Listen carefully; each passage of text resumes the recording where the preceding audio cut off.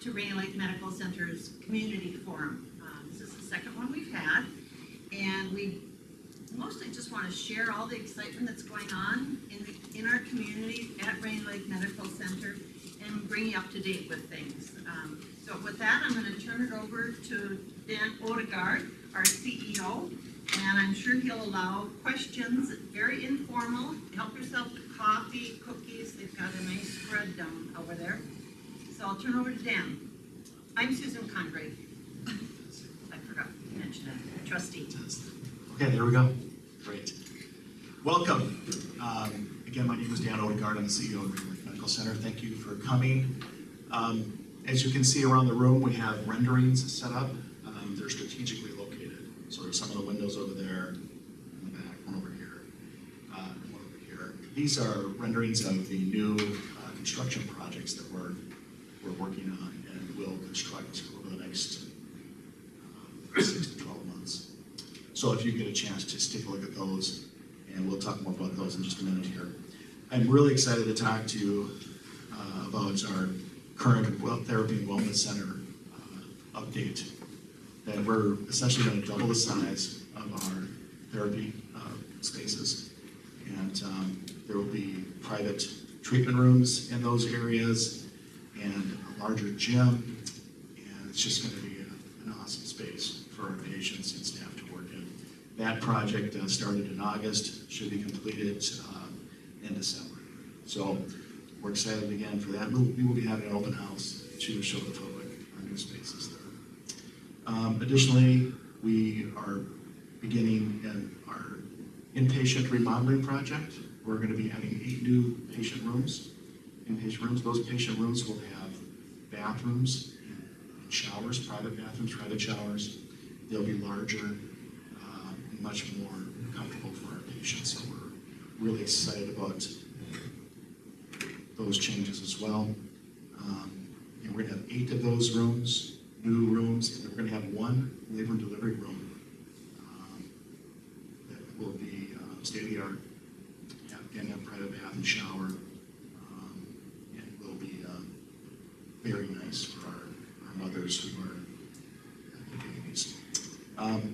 Recently, the board of directors authorized another construction renovation project in our emergency department. So we are going to be renovating our emergency department as well. We're going to be creating 8 new treatment rooms in the current space. It's going to be tricky, but we're going to make it happen, and that's to help our patients with their experience in the emergency department as well. So that project's underway, the planning stages. We also have plans to renovate the hospital registration and administration areas. In doing that, we're going to create a new emergency department waiting room and a separate hospital waiting room. So we'll be splitting those 2 waiting rooms. That project will begin in December and should be done in April of 2016. We're also looking at completely renovating the main entrance to the hospital, replacing the steps, the canopies out front, the sidewalk will all be taken away and replaced with new steps and sidewalks, and a larger canopy that will stretch out into the driveway so that people can drive underneath it and unload and load without being rained on or snowed on. So we're really excited about that. That project will be started in approximately April of next year and be finished in the first week of June. So we're excited about that as well. Lastly, our surgery department will be getting a renovation. That will begin in May of next year, approximately, and finish in December of next year. What we're doing there is we're going to be adding 1 new operating room, a larger operating room for orthopedic surgeries, and we'll be adding additional space for patient recovery areas and staff areas, new equipment, and just a complete update of the surgery department. So we're excited about that as well, and that will enhance the surgeon's experience and the patient's experience in the surgery department. We are also looking at and working on emergency department improvements. We are in the process of recruiting our own employed positions in the emergency departments. We're also working on privacy for our patients there, and also we're working really hard to reduce the wait times in the emergency departments. It's been a real issue for us. We've been working on it for months and months. It's a difficult problem, but we are completely focused on it and are working hard to make it a better experience for our patients. Along with that, we've also seen a significant growth in new jobs at Rainy Lake Medical Center. We've added 26 new jobs over the last year. Currently, we have an increase of more than $1 million in additional wages and benefits compared to last year.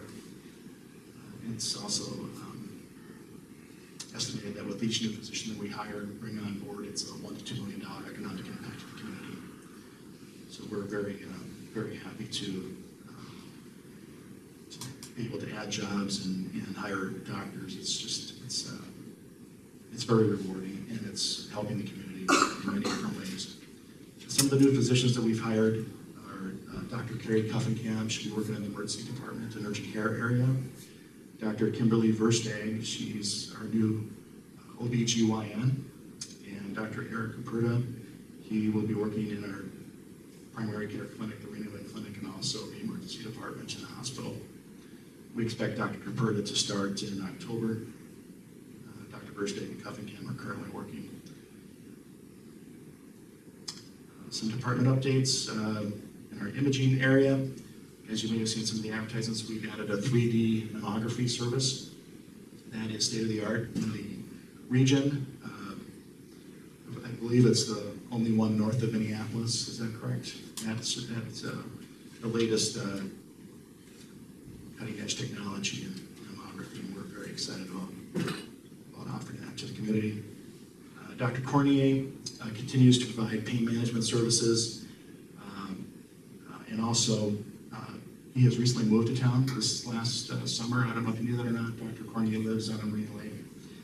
He's our radiologist, and he does diagnostic mammograms here in town when he's available. We also have state-of-the-art MRI and CT services, and we recently updated our radiology or radiography X-ray equipment to what we call direct radiography, which is instant imaging, so to speak. We also have completed a renovation to the MRI, access to that from we've created a port, MRI port, so the patients don't have to go outside to get their services there. In surgery, we've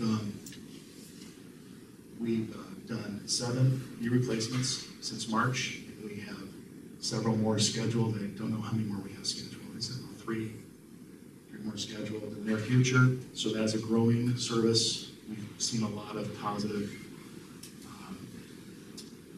outcomes with those services, so we're really excited about that. Dr. Cook continues to provide state-of-the-art laparoscopic and minimally invasive surgery.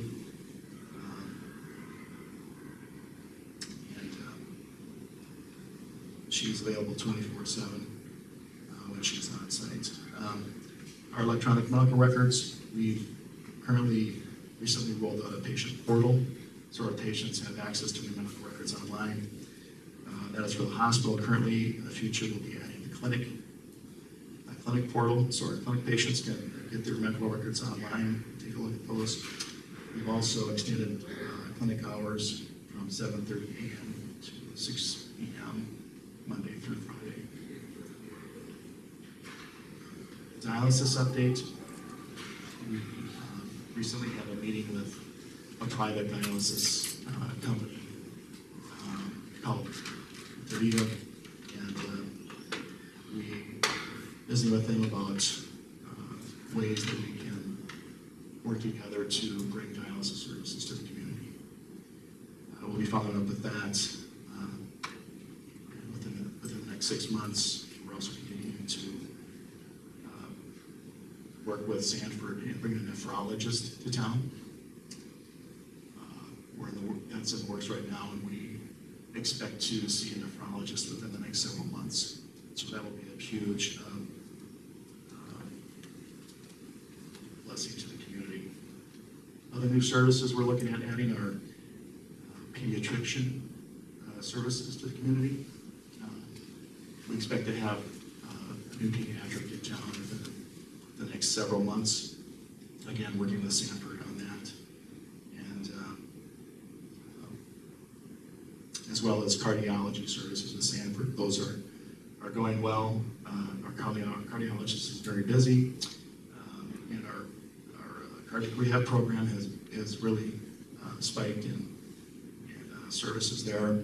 Our chemo and infusion therapy services have grown. And also Rio Silver now, our orthopedics has been doing a fantastic job, and we're excited about that. And she continues to provide services in the emergency department as well as in the clinic. So, other than that, we have more. Ophthalmology, we offer cataract services to patients in town and cataract surgery. And again, working with Sanford on that.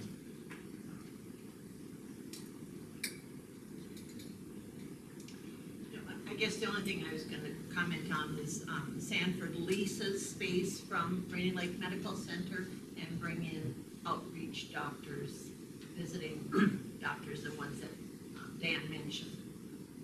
Yes, we have a working relationship with Sanford in the specialty clinic areas. We also nephrology, pediatrics, cardiology, ophthalmology, and they currently have a retail eye clinic on our campus where they sell eyeglasses and do eye exams.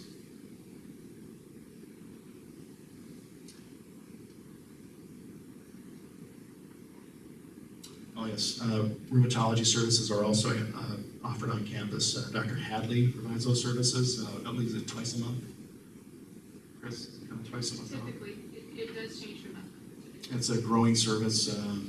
It's getting busier and busier as we go on, and that's a great service to the community as well. And he's independent, I'm thinking? Yes, he's an From independent. Duluth? He's an independent doctor who we contract with to provide services in town. Does anybody have any questions for me? Will there be an increase in orthopedics with Dr. Rother? Yes, we've established a relationship with Orthopedic Associates as well out of Duluth. They've been working here for many years, and they've offered to send up Dr. Rother as well. So we have 3 orthopedic surgeons coming from Orthopedic Associates. Dr. Goldschmidt, Dr. Zamzow, and Dr. Rother now will be coming shortly. So we'll continue to offer more and more orthopedic services as time goes by. We're excited about that. Excuse me, we used to have urology that would come here and do surgeries. Any chances of the urologist coming up? And he Berlin? doesn't do much, actually. We used to do, I think, remember how much we used to Oh, do? yes. Epperlin Where's from, rural Diane? Dr. Epperlin from the Essentia organization comes once a month. And he does Robbins. just minor cases. Okay. But we have to remember that when you and I were young, back then people did prostatectomies open. You couldn't see what you were doing, but it always kind of worked. And now you've got the world where everybody wants it done, and perhaps should be done robotically. And that would be a huge capital investment, I don't think at this juncture at least. I was thinking more like, systems, different stuff like that, more of the stuff. Well, Dr. Epperlin, He does is getting systems. to retirement age, and I think it's one of the things that we are thinking about looking at and saying at what point in time we need to expand that service. I think we're real interested in oncology too.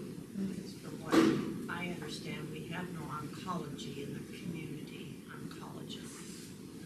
Robin, is it Dr. You used to have oncologists come. Dr. Cross. Yeah. And that's been identified by the public as a need. We're currently working on that too, so recruit a medical oncologist. We would be happy to do that. And we are visiting currently with a provider this time. And we hope to recruit them to the community so that patients don't have to travel to their health services. Got a little slideshow here I'd like to show you. It's some more renderings of the construction.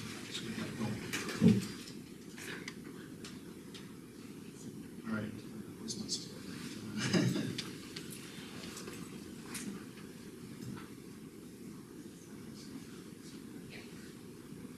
All right, this is the new reception desk for the physical therapy area in general. As you can see on the side there, there's a private registration area as well, so patients don't have to go to the main hospital registration desk to register. They can go right to the therapy area. There's going to be a larger gym there again, as I said, and 4 private treatment rooms for patients. And speech therapy will have their own space, and occupational therapy will have their own space too, with the modern kitchen for their occupational training. Here's a rendering of the treatment room, and a parent viewing window to view their children while they're being treated is also going to be constructed, which is really a nice feature for mom and dad. This is the main entrance as we walk in. Currently, there used to be a couple pot machines here. Remember, we removed those, and they're now inside a little ways. But so you walk in, this is what you'll see. You can see the door there, the sliding glass door. And then beyond that, if you look beyond that, there's a couple doors. Those are new private registration rooms for hospital patients to register in. So you no longer have to register at the desk. It's going to be some privacy options for you, unless you want to register at the registration desk. That would be your choice. Here is the new registration reception desk for the hospital. To the left there, you can see there's a wheelchair, and then there's a door. That's one of the 2 registration rooms. We have private registration rooms. Then off to the hallway goes down to where we have the current past CMO's office, now the HR director's office at the end of that hallway. This is a rendering from the reception desk. So you can see on the right there is the new main entrance. To the left is a hallway that goes to 2 bathrooms, and then the sliding door to the left, further to the left, is the new emergency department waiting room. So that'll be separate and partially private. This is a rendering from the other end of the hallway looking towards the main entrance. Reception desk on the right there. This is how it will look in the future. This is a med-surg control desk, inpatient control desk. Currently, this is sitting where our current nursing station is right now. So we will have a staff out here to direct traffic and to support the nursing department. So beyond these doors is our current north wing of our hospital, our inpatient area, where we're going to construct 8 new inpatient rooms and then 1 labor delivery room. And the new nursing station will be farther back into that department. It'll be a private space. Do you have any comments on that? You're good. I have it in my mind, so hopefully they see it. Here's a picture of the new inpatient room. As you can see, there's a nice design on the back wall there. That wall slides. That artwork there slides, and we have connections for equipment to attach there, so that everything is kind of hidden, so to speak, and when not in use.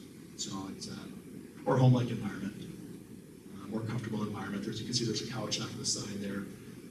Off to the left, it looks like a computer on the wall. It's for the nursing and physician staff to do their notes and work. You can see that black thing up on the back wall there. It looks like another computer, and it actually is a computer on an arm that will swing over for the patient to watch TV or surf the net or do whatever they want to do on it. So it's going to be really convenient for them. They can push it away when they don't want it, bring it as close as they want or as far away as they want.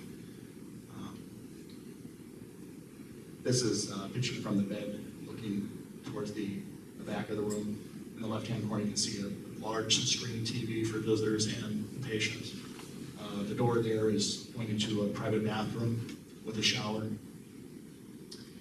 There's a counter on the back wall there, mirror, cabinets for equipment and personal items. And then you can see on the right-hand side, far right-hand side, it looks like a window. It is a window. It's a window for staff to view the patient when they need to do dictation or nursing notes out in the hallway rather than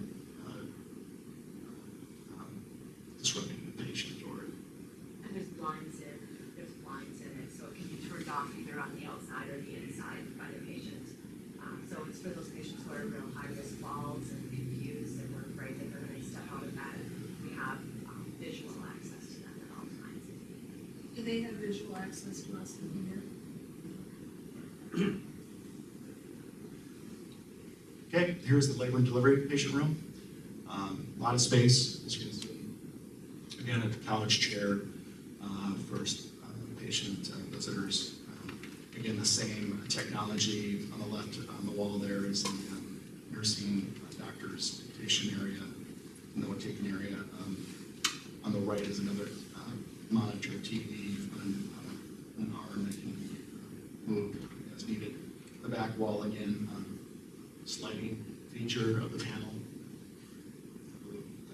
And then if you can see, just in the right-hand corner there of that room is what they call it's a baby warmer or panda warmer. Okay. So, very nice. There's lights up in the ceiling. You can't see them, but for delivery, it's going to be first class, state-of-the-art labor and delivery room. And you said that's going to be in the north wing too? Yep, that'll be in the north wing too.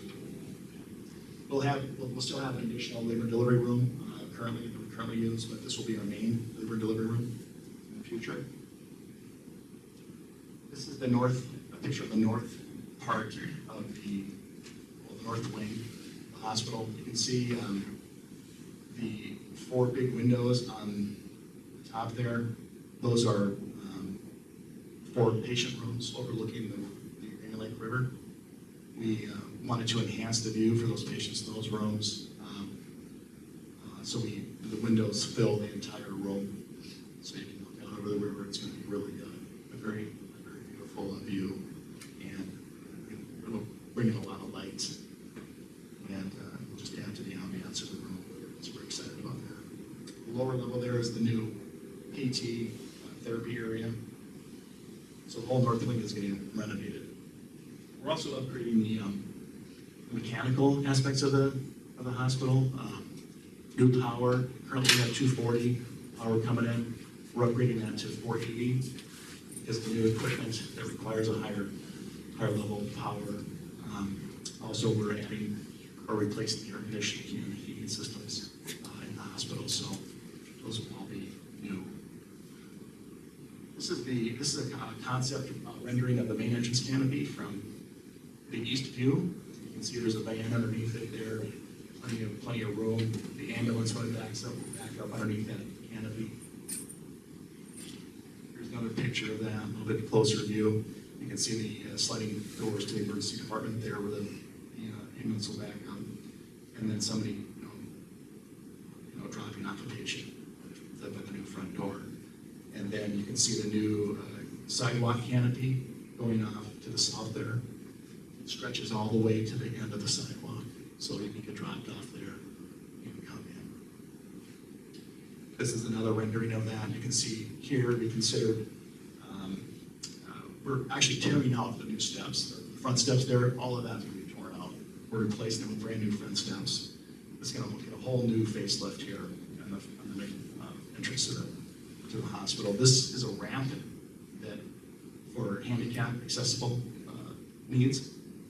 So somebody can get dropped off there instead of going up the steps. They can just take this little ramp loop that goes up to the main door, which is really a nice feature for those who need it. And that's the end of that. Again, there's more renderings here. I think those are the same renderings that were on the slideshow. Any other questions for me or us? Medical Center. Oh, we want to introduce Dr. Versteg, who just came in the door. There's our new OBGYN doctor. Welcome, Dr. Versteg. Yeah. It's exciting to have you on board. Do you have something to say to the crowd? Oh, sorry I'm late. I don't have a vehicle. It's getting an oil change right now, so I had to have somebody bring me down here.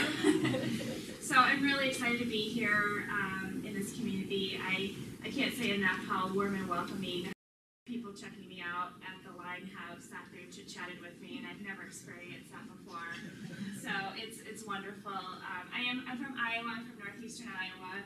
I have a family. I have a husband and 3 children. My children go to I-Falls. I have a 10-year-old son and twin daughters that are 7. So we've moved up here at the end of August, and we're getting all established up here. It's been a wonderful opportunity for me up here. I'm very, very excited. Hoping to really expand the services to, men, but the females in this community. So I think it's a great opportunity for just expanding services in this area for people. Great, thank you. Yeah. We no longer have to, women no longer have to drive 2 hours to other regional medical centers for OBGYN care or GYN care, gynecology. So we're very happy to be able to offer that services, and especially also the OB component of that. Very happy to have you and OBGYN on board. It's exciting.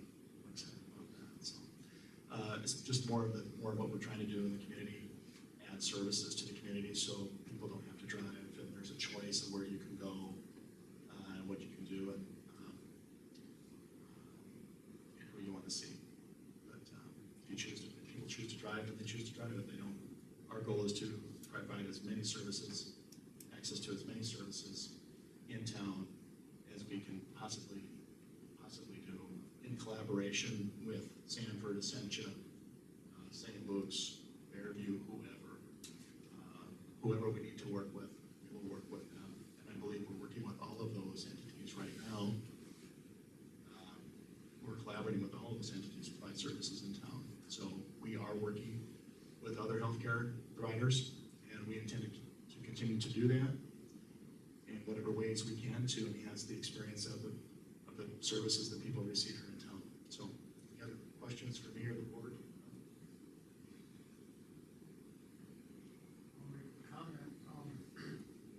I was glad to hear you talk about wait times at the ER. I don't know what they are compared to the big cities anyway.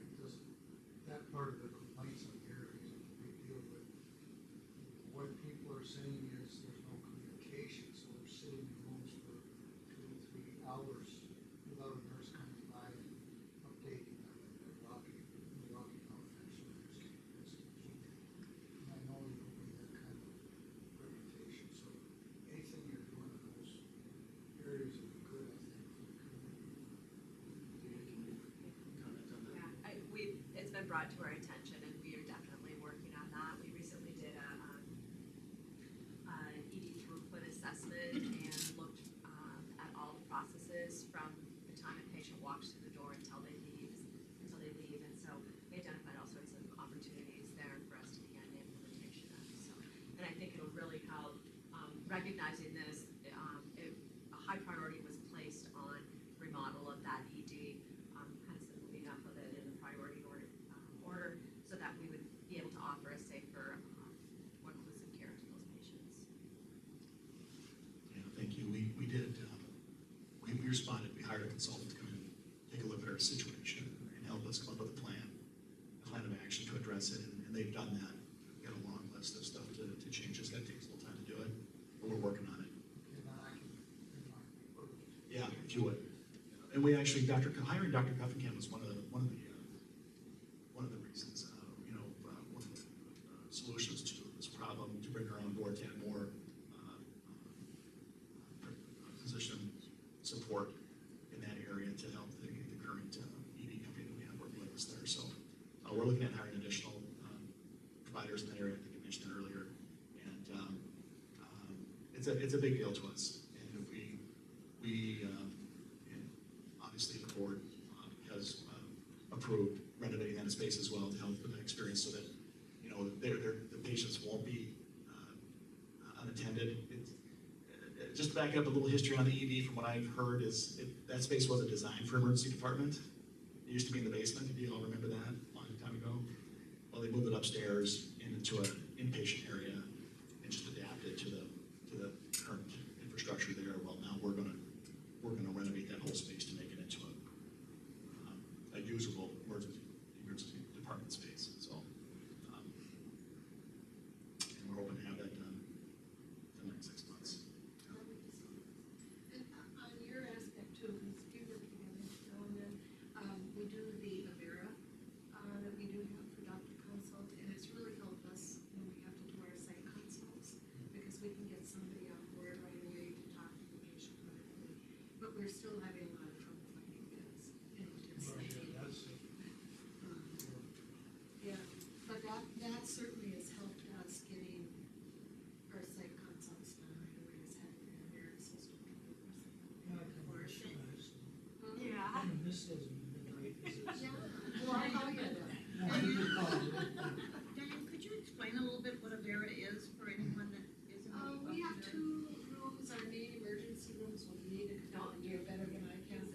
But it's available just at the touch of a button if we get a critical patient in, or car accident, or anything that we need. We can push that button and we have somebody on staff available that can do our documentation for us. And there's little microphones right by the beds, and they can zoom in and they can see the vital signs and the monitor. And they can offer just nurse support, or they can offer the emergency room doctors, physician support if they feel that that's necessary. When we're doing codes, they'll tell us it's been so many minutes, time to do another dose of epi, and so they're just really a very nice assistant to us in the emergency room, and then they send all of our documentation, so that saves us as nurses. We review what they have and then add anything that they haven't. And then we have the site consults that we can get somebody to come, and that's done privately in a room with the provider, and then a lot of times that'll mean that a patient does not have to be transferred out after they've had a site consult, and that could be at 2 in the morning.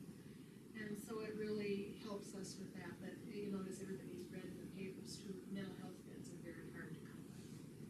So that's really a frustrating aspect for us. Another thing I didn't mention, but we will have new statements coming out for patients by the end of the year. They're going to be a lot easier to read, more patient, customer friendly, and we're excited to be able to make that change as well, because we've had some feedback from our patients that they're difficult to read. So we're doing everything we can do as we get feedback, as people talk to us and let us know what our problems are. We are responding to those complaints, those needs, those gifts that people give us. Any other questions or comments? Yes, ma'am. Could you just repeat the dialysis services update? Yeah, we're working very hard to try to facilitate that service in town. And not that we're necessarily going to do it, because it costs a lot of money to operate those types of services. So, but we, board, management at the hospital, are working very hard to try to find someone or create a collaboration, or find partners who can work together to volumes are low, so it, that's one reason there's not services in town. So how do we provide that service without financial support or some sort of reimbursement methodology that will sustain that service in town and not force people to drive 2 hours or move out of town because they can't get services locally. It's an economic thing, I believe, as well. It affects the community of people are moving out of town because they can't get services well, or they will move to town because they can't get services, besides in addition to dialysis. I mean, if there's no services locally, it can prohibit people from us moving here, we don't offer OB services, young people probably aren't gonna move here because it's 2 hours the next place to have a baby, I mean, if we don't have the services for the elderly or they probably won't retire here, they won't move here to retire, so you need to look at the whole spectrum and try to figure it out in dialysis, the dialysis needs of that. And mental health services has been another issue in the community, big issue, and done our best to facilitate that and work with that, those are just two really difficult challenges we've been dealing with, and we continue to engage those types of things and try to find ways to make those services happen in towns. And we've been, like I mentioned earlier, we did visit with a company called DaVita. They're a national company, and they read the paper that we had met with the county board. You probably all read that, and to try to figure out a way to do this, make it happen. Well, they have an interest in the business, so they contacted us and wanted to have a conversation. So we did. We also communicated with Sanford about offering nephrology services in town, which is huge. Our providers were really excited about that. I think the community will be really excited about that once that happens. It's a service that I never believed that we would even be able to offer in town. But it became available, and we took advantage of it and established that relationship. And the nephrologist, we need a nephrologist in order to offer dialysis. Not one that lives here and is full-time here, but a consulting one. So that is a small piece of the puzzle. So that's a huge step forward. Just even having a nephrologist coming here is huge for the next step in the process to eventually, hopefully, getting dialysis in town. It's huge. Another thing that a nephrologist will assist our physicians with is help preventing people from getting to the stage of needing dialysis. They, can recommend lifestyle changes and so on for those people that are becoming compromised. So we're very excited to have that service available, and hopefully we can even minimize those people needing dialysis further. So anyway, so we're very excited about that. Yeah, so I just want to emphasize that we are not just working with one healthcare provider system in the region. We are working with all of them. Correct me if I'm wrong. That's right. We're working with all of them, and we work with Essentia. We work with Sanford. We work with Fairview. We work with St. Luke's. Those are the big systems in the region. And we work with Baudette Hospital, so we actually work with CHS, Catholic Health Services.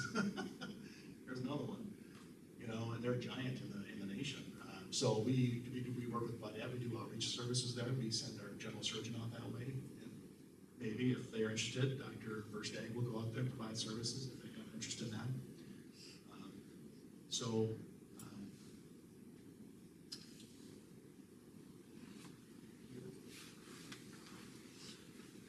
Curiosity question. I'm looking at these slides. How do you do the models of ongoing patient care? It just blows my mind. We are already in the start of it. We had a meeting offsite yesterday, I came back today and whoo, yeah. Maintenance department has moved things around. We are using the east wing, which is the 80s for those who know the room numbers. But that east wing that goes down to chemotherapy, and we kept one of the rooms, 270, which is right by the nurse's station. We kept that open, but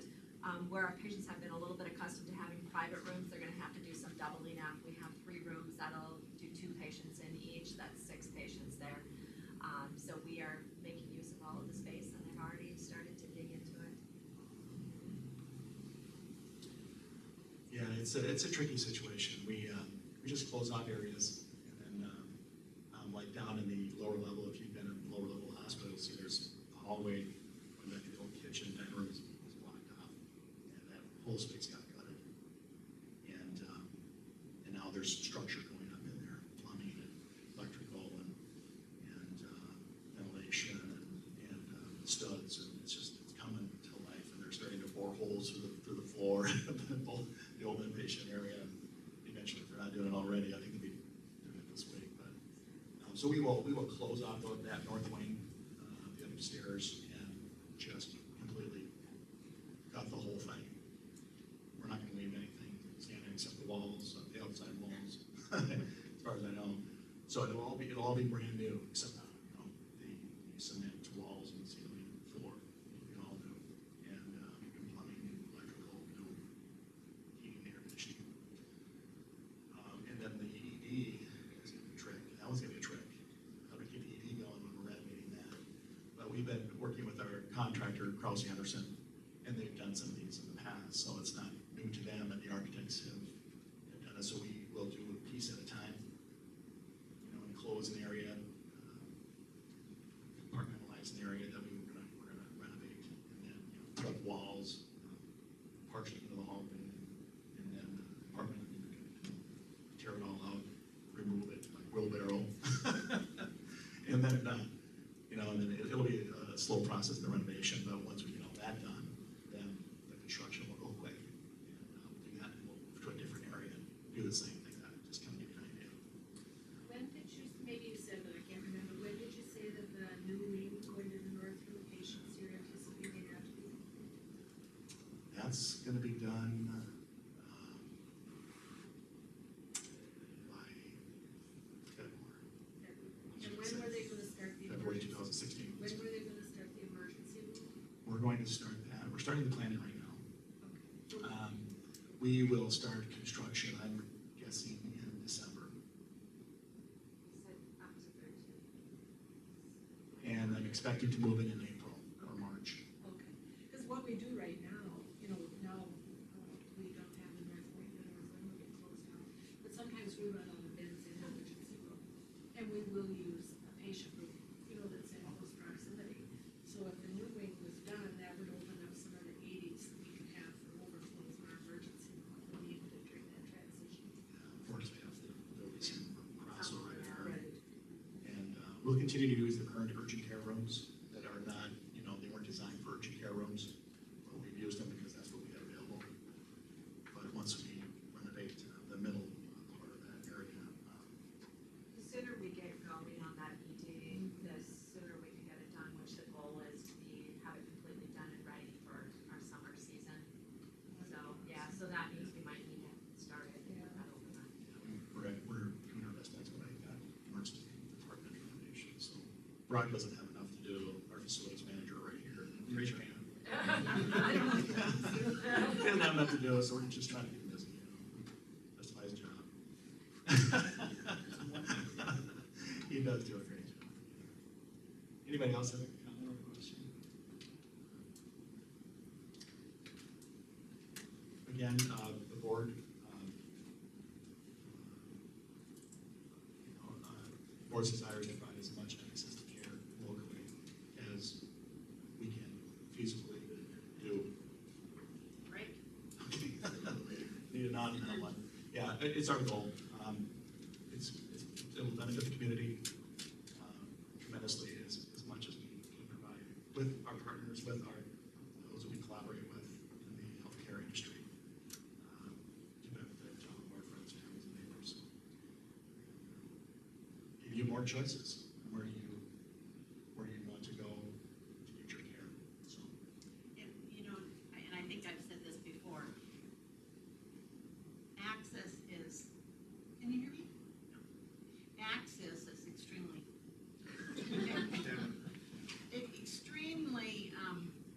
important with our aging community, and I saw that when I was in my public health job. It was tremendously important to offer services here because I continually saw the older generation and their kids, if they happen to have kids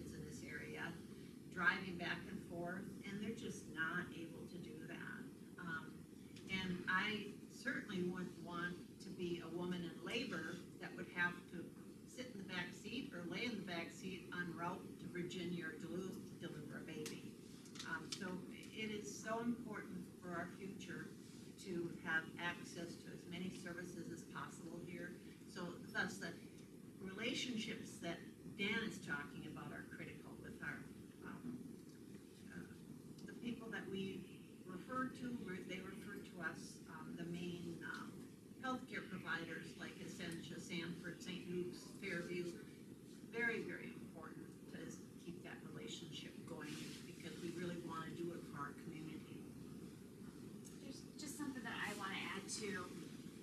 My parents are actually considering moving up to this area. I'm very close to my parents, they're very close to my kids. And my mom just turned 70 and my dad is 73.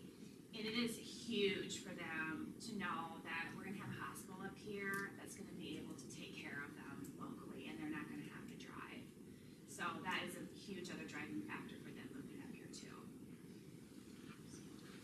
One last thing, we have a community health dinner Thursday at 9 to 1.